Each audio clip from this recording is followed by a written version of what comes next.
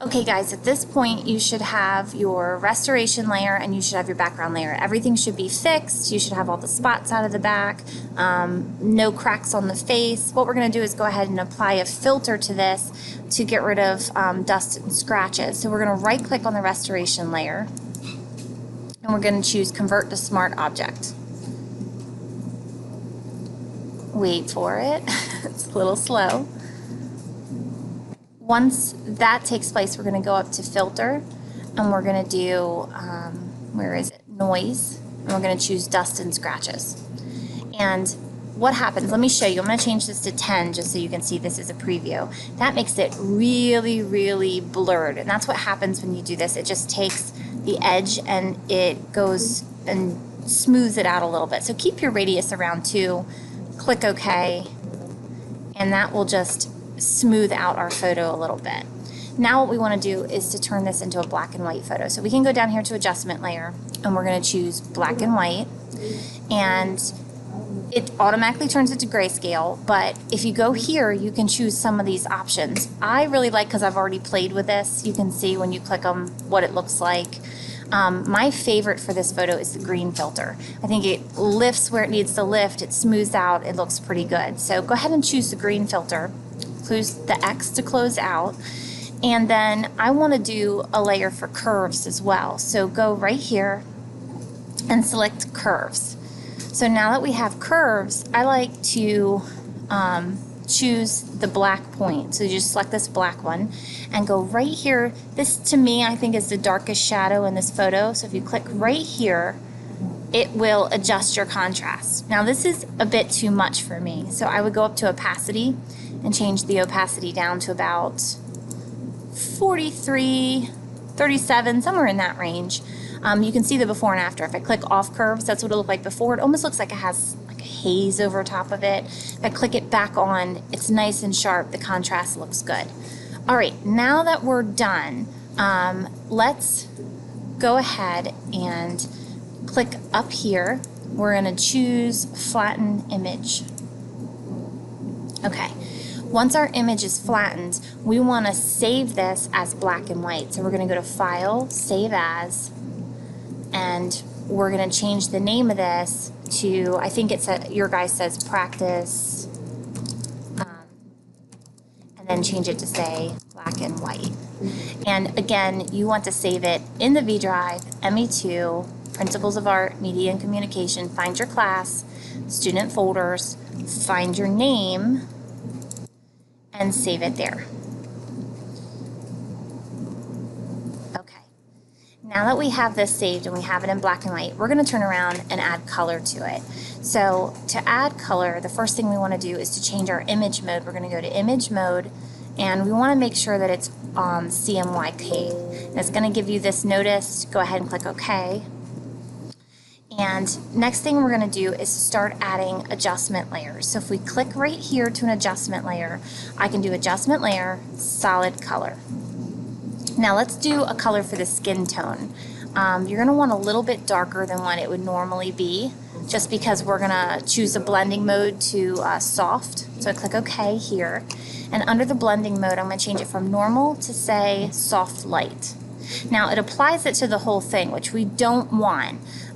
This is your color on this side. This side is what's called your mask, which is what you're going to see through. So if we click right here, we're going to hold down Control and the I key for invert, and it changes it to black and white. Now, once we have this, as long as over here is on white, which it is, it'll allow us to start painting. So you can choose B for brush, or you can just click on the brush. Zoom in so you get to the face. If you right click, you can change your brush size. So I went ahead and changed my brush size, and it'll allow you to start painting it. Now I'm going to do something on purpose. Okay. Let's say that I did this and I'm thinking, I don't really like this color. No problem. Go over here, double click that. You can shift this out of the way, and you can go ahead and arrange this till you get to a color that you think looks closer to a good skin tone. Maybe right there. Click OK. And also, I made a mistake right there and I'm on the hat and I don't want the hat to look like that. No problem. I can't do anything. See that symbol? That's because I'm on the color part. If I click over here on the mask, now I can choose any of the tools and work with here. So I'm going to choose the eraser tool and I'm going to right click to do a bigger size. Go ahead and I can erase away this. So no worries, if you get on another area, you can go back and clean it up and you can erase it and get it where you need it to be. Okay, so go, also I want to show you one more thing before I forget. You can always change the opacity of a layer. So if I change the opacity of this, I could bring it down to a softer instead of the full color. This comes in handy with the lips. So lips is a tough one because it almost makes it look like he's wearing lipstick and you want like a really soft look. So when you do the lips, you'll have to adjust your opacity down. What I want you guys to do is go ahead and pause this until you do the skin, but do not do the eyes or the lips. You're just doing the face. You could use brown on the hair if you wanted to, or you could go black. I chose to do mine with all the hair and the eyebrows with brown as well, because I thought it turned out nice. But don't do the eyes, don't do the teeth or the lips, because those would be different colors, and don't do the uniform. So pause me, come on back when you're done. Okay guys, at this point you should have gotten the skin color toned done. I'm going to zoom in, but you probably do not have the hat or the uniform or the mouth or anything like that, and that's great. This is my finished one. I've clicked off the visibility so you can't see it. I'm going to go back to the one I was just working on, and I'm going to show you how to do the next layer. Now, pretend like this was finished. And what we're going to do is go ahead and choose another layer for a different part. Let's do the uniform next. So if you click adjustment layer here, and let's do solid color again, we're going to pick a color that we think would look good for the uniform. How about we choose maybe a color like that. Click OK. Again, same thing. We need to click over on the mask area, Control and I to invert it to black. Then we need to go over to the brush and we're ready to start painting. Change your mode to soft light. There we go. And you're ready to start painting. If you decide that this is not a good color and you don't want to use this color, then remember you can double click here, shift over, and adjust your uniform color till you get it to a color that you think is probably more appropriate. Then click OK. I do want to show you that, and like right now I get this symbol, but that's because I'm on the color. I have to click back on the mask to be able to continue painting. What happens if you choose this color and you go over top a previous color? Well, you'll see that it actually layers the two colors on top of each other. If I wanted to erase it, I could go in and erase this, but notice that it does not erase the underneath one because that's on a separate layer. So it's kind of nice. It allows you to be a little sloppier with your painting and then come on in with your eraser tool and clean it up.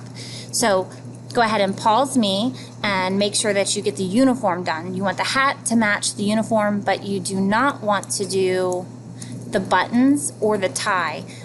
In the ME2 folder, I have put a reference photo for you. I checked with the person who sent me this photo, and this is from 1950s. It's an army photograph.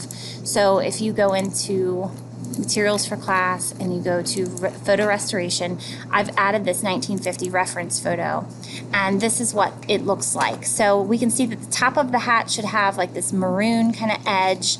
The buttons are gold, the tie is brown, and this is the color, this khaki color is the color for the uniform. So that's the colors that we're going to pull up. So make sure you keep this photo up so you can reference it as you're painting.